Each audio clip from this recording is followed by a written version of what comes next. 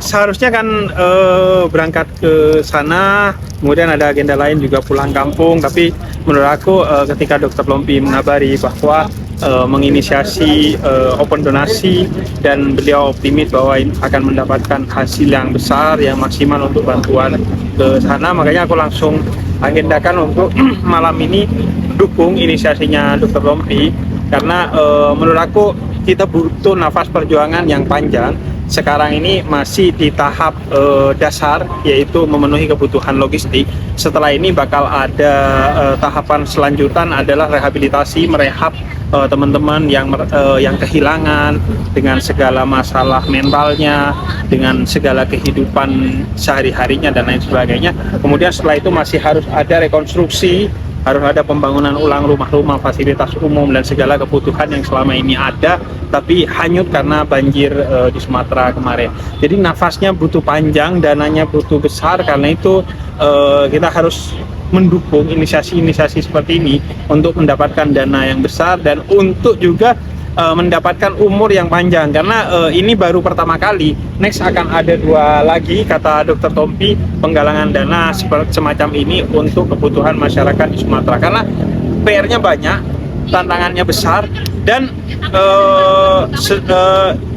distraksinya juga akan besar sekali. Ingat, bentar lagi akan ada tahun baru dan Natal, libur panjang, yang itu bisa mendistraksi baik itu public figure maupun masyarakat Indonesia untuk tidak lagi besar fokusnya kepada tragedi yang ada di Sumatera. Karena itu kita harus betul-betul menjaga agar benar-benar nafas perjuangan ini bisa panjang. Dan tentu salah satu kebutuhan utamanya adalah dana untuk mereka turun membawa bantuan ke sana. Dan yang harus dibangun kan bukan hanya bangunan fisiknya ya, tapi menurut saya salah satu yang utama untuk dibangun adalah manusianya, agar anak-anak, agar perempuan, agar semua yang menjadi korban itu tidak hancur secara mental setelah ini, agar mereka bisa hidup lagi secara normal dengan segala duka yang telah mereka alami sekarang. Itu ngomong tentang dana nih, ada target hari ini donasi yang akan dikumpulkan berapa nih target atau sebanyak-banyak? Tadi kan saya naik di pertengahan ya, pertengahan penggalangan dana itu sudah terkumpul 13 miliar. Saya nggak tahu sampai nanti selesai hari ini berapa miliar, tapi Dr. Tompi optimis bahwa dari semua rangkaian ini akan targetkan 50 miliar katanya. Semoga bisa lebih, karena semakin hari kita semakin tahu, semakin sadar bahwa kebutuhannya itu semakin besar. Ternyata dana yang selama ini sudah besar dikumpulkan di berbagai platform dibawa ke sana itu gak ada apa-apanya. Masih ada banyak kawasan-kawasan yang bahkan belum tersentuh. Ada puluhan kawasan khususnya di Aceh yang belum tersentuh, yang saya lihat di media sosial karena terisolir dan lain sebagainya. Saya rasa dana itu akan butuh besar, apalagi kan sampai sekarang nggak ditetapkan sebagai bencana nasional, sehingga mau nggak mau kebutuhan di sana itu yang memenuhi adalah kita, karena resikonya berarti tidak akan ada bantuan asing yang masuk ke kita sebagaimana ketika ditetapkan sebagai bencana nasional. Sehingga ini memang betul-betul kekuatan utamanya diantaranya adalah melalui kita bekerja sama dengan pihak-pihak yang bisa bersinergi dengan kita untuk menyelesaikan masalah ini. Mungkin ada niatan akan ke sana langsung bersama teman-teman atau public figure lain? Ya, saya insya Allah ke sana, tapi kita yang dibutuhkan saat ini juga adalah sadar diri. Apa kompetensi yang kita miliki yang bisa kita kontribusikan ke sana.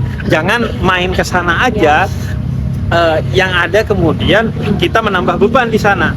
Syukur-syukur kalau cuma nggak bantu, tapi bisa jadi kita menambah beban. Karena itu kerelawanan itu harus betul-betul memahami dirinya. Kalau dirinya tidak punya kemampuan dan pengalaman untuk menjadi relawan, lebih baik berkontribusi tidak dengan kesana, tapi dengan ide kita, dengan uang donasi kita, dengan doa kita dan lain sebagainya, tanpa kita kesana. Kalau saya kebetulan selama 4 tahun saya membangun rumah cahaya, rumah sehat mental gratis yang memberikan konseling dan edukasi gratis kepada siapa saja yang membutuhkan karena masalah psikologis dan psikiatri. Nah, saya rencananya nanti 21 Desember akan memberangkatkan diri saya bersama beberapa psikolog dan psikiater serta sarjana psikologi untuk mengatasi trauma healing pasca bencana. Karena memang kalau sekarang belum itu yang dibutuhkan. Kalau sekarang murni logistik. Urusan mental kita sudah berkoordinasi dengan beberapa lembaga, yang paling tepat adalah dimulai di akhir tahun. Sekaligus kita ingin volunteer trip. volunteer tapi rasanya trip, yaitu jalan-jalan ke lokasi bencana, menghibur mereka di liburan panjang Natal dan Tahun Baru agar mereka tidak merasa ditinggalkan, agar mereka tidak merasa sendiri, agar kita juga tahu bahwa sisi kegembiraan tidak hanya terletak pada gemerlap lampu, tapi juga ketika bencana ada keindahan yang kita nikmati di sana. Makanya justru akhir tahun, karena menurut saya itu yang mengkhawatirkan. Akhir tahun itu mengkhawatirkan, takutnya orang terdistraksi ke liburan, dan itu kita nggak bisa menyalahkan karena mereka udah menyiapkan ini kan dari beberapa bulan yang lalu, udah mengagendakan bakal kemana, tiketnya dan lain sebagainya. Jadi harus ada orang-orang yang di akhir tahun tetap bertahan untuk berada di sana, membantu mereka. Seminimal-minimalnya adalah menemani mereka di libur panjang itu, karena pasti itu akan terasa berat. Jangan sampai mereka merasa home alone di Sumatera gitu, merasa sendiri karena semuanya udah pergi untuk liburan masing-masing. Dari banyak tapi ada satu masjid yang nggak terkena. Ya, saya rasa bencana akan drill menjadi bencana ketika tidak ada hikmah yang kita ambil. Karena itu sepatutnya kita mengambil hikmah apapun yang ada di sana. Salah satu hikmah yang saya lihat misalnya, mereka yang menjadi korban itu tetap membantu korban lain. Itulah kebesaran hati dan kekuatan orang Indonesia, ketabahan dan kesabaran orang Indonesia. Salah satunya mungkin juga ada fenomena-fenomena seperti itu. Ada masjid atau ada rumah ibadah baik yang tidak hancur dan lain sebagainya. Karena itu seharusnya menjadi hikmah bagi kita. Apa yang terjadi di sana sebagai pembelajaran bagi kita? Apakah karena infrastruktur bangunannya yang baik, atau tata letaknya yang strategis, atau memang ada kekuatan spiritual? Terlebih ini terjadi di daerah yang secara Islam spiritualitasnya sangat kuat, yaitu di Sumatera. Sehingga ya sudah sepatutnya semua yang lewat itu tidak lewat begitu saja, tapi diambil pelajaran bagi kita sekecil apapun. Tadi sempat sentil di atas panggung, sempat sentil pemerintah, kecewa kan? Sama pemerintah. Iya, tadi kan sempat sentil di atas ya. Kalau saya sih sekarang itu lebih ke fokus kepada diri saya sendiri, apa yang bisa saya bantu, dan lebih fokus kepada keadaan yang ada di sana. Logistik belum sampai ke beberapa tempat, jadi lebih baik urusan itu kita selesaikan next setelah urusan kelaparan, kehausan, dan penderitaan yang dirasakan oleh mereka. Karena menurut saya juga tidak etis dan tidak akan bisa fokus kita untuk membicarakan hal yang mendasar seperti itu. Karena itu kita jangan lupa nanti agenda selanjutnya adalah berbicara tentang bagaimana kita membangun kesadaran tentang lingkungan dan lain sebagainya. Ini ada ibu-ibu yang rela membersihkan Al-Quran, rela hartanya tidak terselamatkan kemana? Ya, setiap orang memiliki prioritasnya masing-masing ya, dan bagi seorang muslim misalnya agama adalah prioritas utama, nikmat terbesarnya adalah agama. Karena itu kita melihat video-video di mana mereka walaupun keadaannya berat, yang muslim itu tetap sholat, karena apa yang hilang dari seorang kalau dia masih punya Tuhan, dan apa yang dimiliki oleh seorang sekaya apapun kalau dia udah kehilangan Tuhan.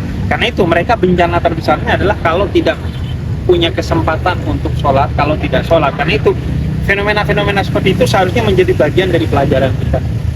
Tadi menyinggung soal mental, bagaimana nih sahabat mentalnya nih? Orang kemarin habis pasca dikit aja, Bib. Janganlah, gak enak kita di suasana yang seperti ini membicarakan. Menurut saya yang paling penting adalah Sumatera, karena itu yang ada sekarang. Terima kasih ya, teman-teman ya. Doanya aja, Bib. Tadi kan bilang ada mau hiburan seperti apa sih?